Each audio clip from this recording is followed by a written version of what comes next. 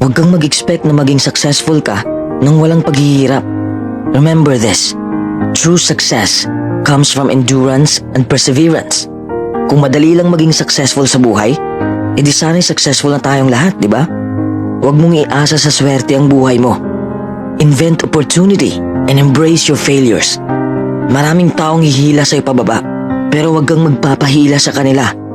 Huwag kang makinig sa mga taong toxic. Oo, mapapagod ka sa iyong paglalakbay. Dadaanan mo ang mahihirap na sitwasyon. Darating ka sa punto na mawawalan ka na ng ganang gawin ang passion mo at mabibigo ka. Ang punto ko lang, the next time you fail at something, congratulate yourself. It is an achievement. You're one step closer to actual success. Marami kang matutunan sa kabiguan mo. Along the way, you learn a lot about yourself and you learn a lot about what makes you happy.